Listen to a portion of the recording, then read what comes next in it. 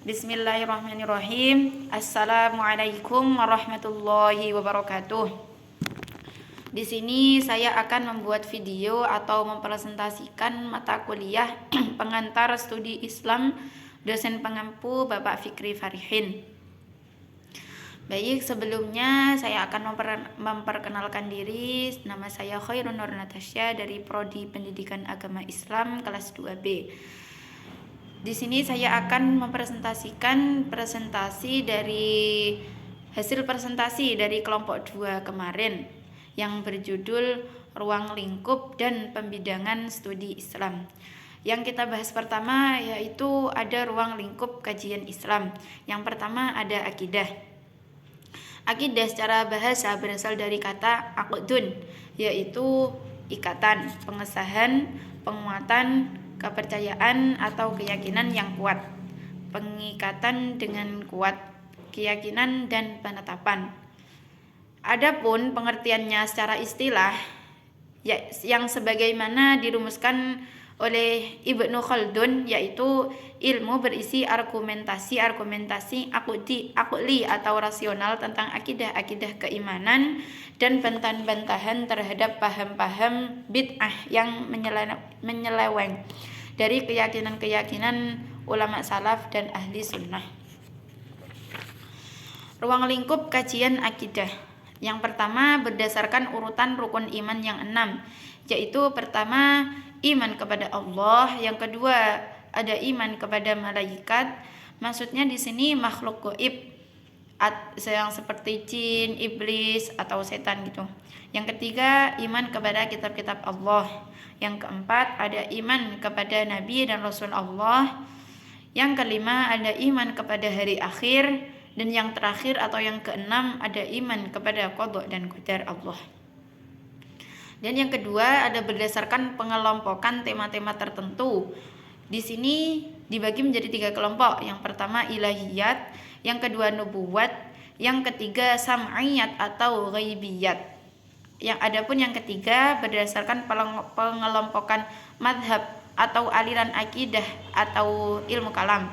Yang pertama ada aliran Khawarij, yang kedua ada aliran Syiah, yang ketiga ada aliran Murji'ah, yang keempat ada aliran Jabariyah, yang kelima ada aliran Qadariyah, yang keenam ada aliran Mu'tazilah, yang ketujuh ada aliran Al-Asy'ariyah, dan yang terakhir atau yang kedelapan ada aliran Maturidiyah. Yang kedua atau B yang kita bahas kali ini syar'iyah. Secara bahasa, kata syar'iyah adalah jalan menuju sumber air. Adapun secara istilah, syar'iyah menunjukkan kepada makna jalan yang terang, aturan hukum yang telah ditetapkan oleh Allah Subhanahu wa taala. Ruang lingkup kajian fikih di sini dibagi menjadi 4. Yang pertama ada fikih dikelompokkan menjadi 2 bahasan utama, yaitu ibadah dan muamalah.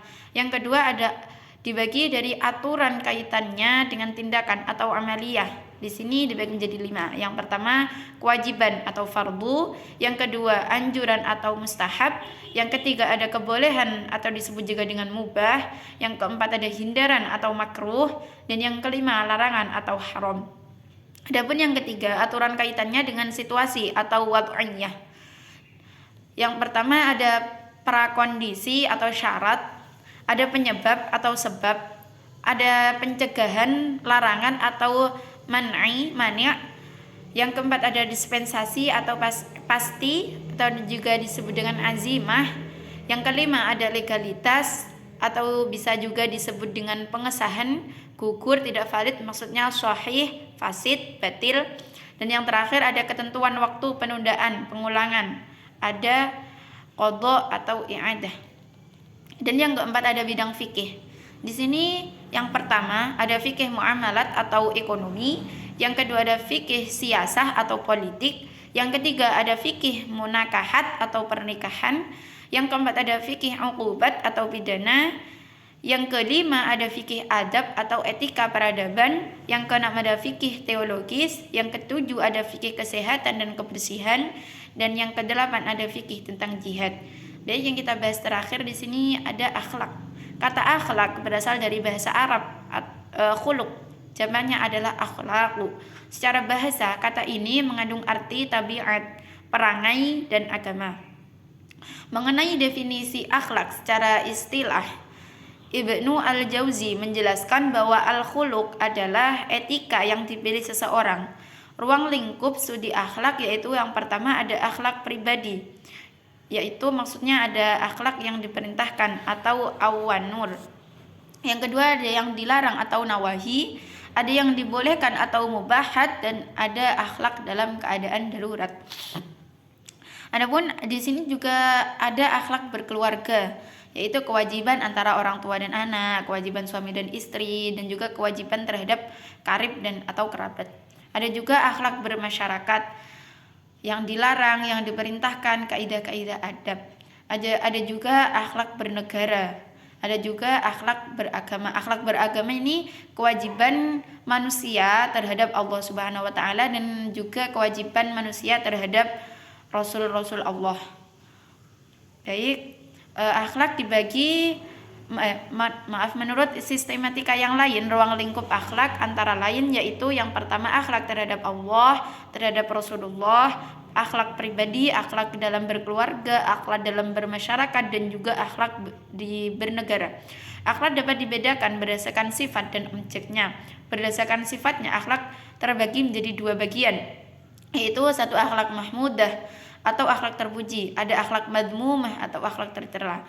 Sedangkan berdasarkan objeknya, akhlak dibedakan menjadi dua, yaitu yang pertama akhlak kepada Khalik atau kepada Allah Subhanahu wa taala, dan yang kedua ada kepada makhluk, maksudnya antara sesama manusia. Dan yang terakhir kita bahas hubungan antara akidah, syariat, dan akhlak. Akidah, syariat, dan akhlak merupakan tiga hal yang tidak bisa dipisahkan, sebab dalam tataran praktiknya ketiganya menyatu secara utuh dalam pribadi seorang muslim. Keterkaitan akidah, syariat, dan akhlak dapat digambarkan bahwa akidah merupakan keyakinan yang mendorong dilaksanakannya aturan-aturan syariat Islam yang tergambarkan dalam perilaku hidup sehari-hari, yaitu disebut juga dengan akhlak. Baik, sekiranya sampai di sini video yang saya buat. Kurang lebihnya saya mohon maaf yang sebesar-besarnya. Akhirul kalam, ihdinas siratal mustaqim. Assalamualaikum warahmatullahi wabarakatuh.